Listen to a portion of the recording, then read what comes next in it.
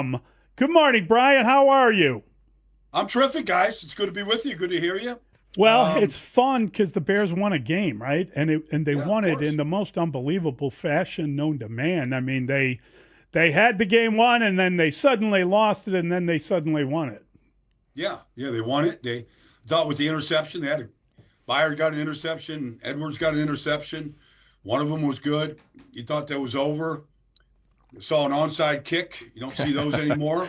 Recovered. I mean, yeah, they won it and they lost it, and then they won it with 25 seconds to go in a very improbable fashion. So it was exciting. I mean, it might not um, be the best way if you're just trying to have a nice, calm Sunday, but it was exciting, that's for sure. And anytime you come out and win with this league, it's even more exciting. Brian, really enjoyed your breakdown. You got excited watching Theo Benedict block his defender Yeah, out of bounds like the Blindside movie. And then you've just seen overall the offensive line for the Bears continue to function at a pretty high level. they do, especially in the run game. But the three guys they brought in are doing what Joe Tooney is just a pro. He's an all pro, and it's for a reason. He makes everybody around him better. But you're looking at the right tackles. Right has looked better than he has since his rookie year. The tight ends block really good.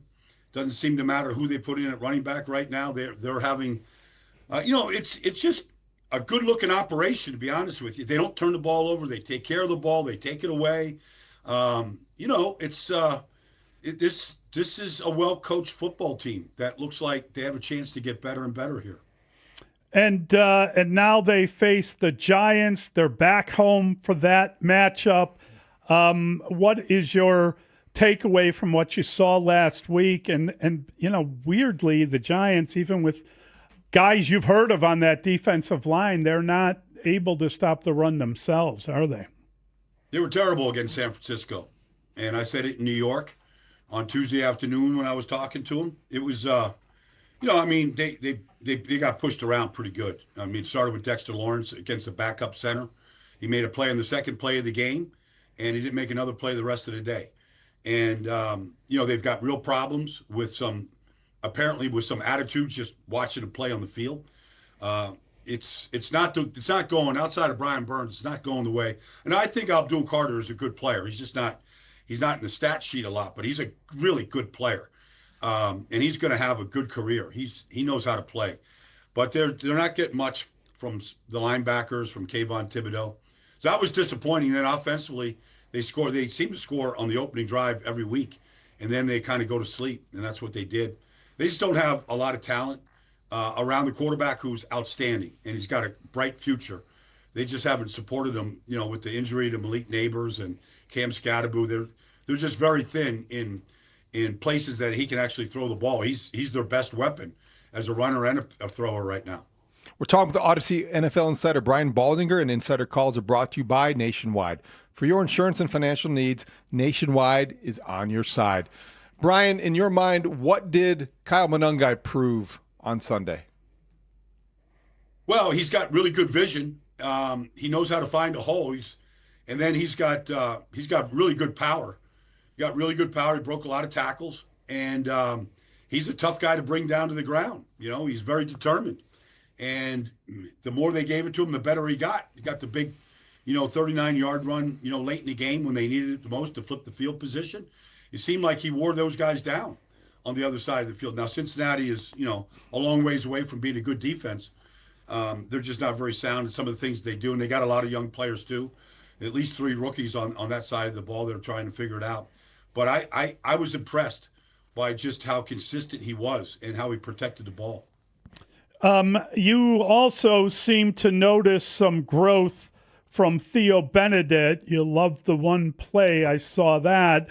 I'm Yeah. curious if he's doing enough, though. Is there a chance they could bring back a Braxton Jones if he gets healthy, or is he doing enough to justify staying with him and trying to see him Well, I improve? mean, he's played 5 games. Yes. I mean, I think he's excellent in the run game. And the thing is, he's never on the ground. He's a good athlete. That's why he's out there.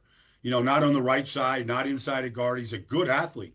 He's never on the ground. Now he gets beat. He gets he's a fundamentally and technique-wise, he's got a long ways to go. I mean, he gets overextended and, he gets himself contorted in ways, but he figures out a way to kind of make something that looks ugly to start with, and he kind of finishes okay. Now, Caleb is such a good athlete that if he feels like he wants to take off, he does.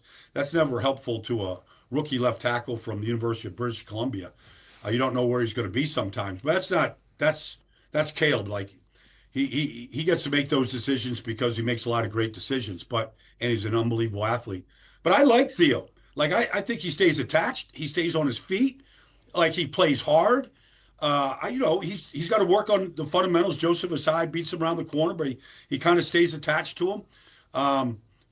He's gonna see some guys out there. You'll see Burnsy out there on Sunday. I mean, if you drop your head and get overextended, he's going to beat you.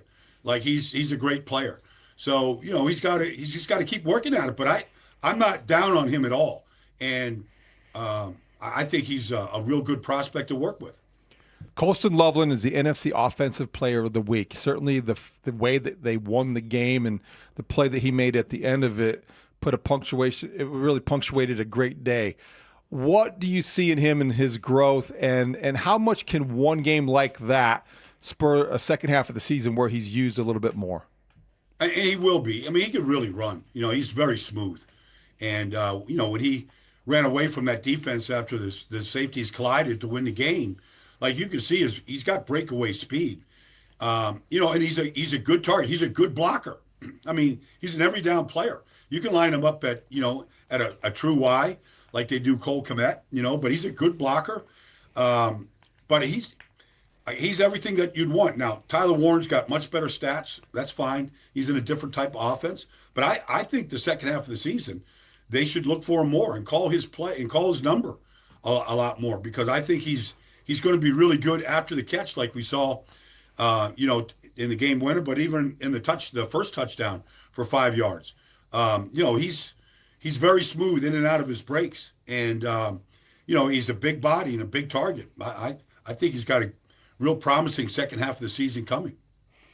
Brian, I'm wondering, they obviously lost another defensive end for the year in Dayo Odengbo, and we had talked about him a little bit. They were trying to try him inside. They were trying to do different things with him because they weren't getting the pass rush production. And so they've gone out and they've brought in Joe Tryon-Shoyinka, who came from Tampa, went to Cleveland, wasn't getting, I think he's had 31 downs of football this year. And so they swapped a sixth-round pick for him and a seventh, which is a very low kind of payout, and maybe you can get something from him that would help them a little bit.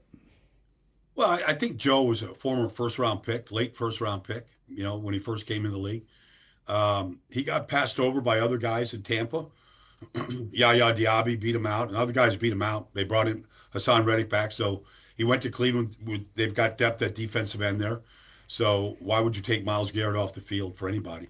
Alex Wright, they got guys. So, look, he's expendable, but it's not like he can't play. He's got length. He's got, I don't think he's a great pass rusher, but he can fill a void. I mean, Dayo wasn't playing great either, and so, they got Hardy out there and Booker, and, they can't keep Montez on the field the entire game, every game.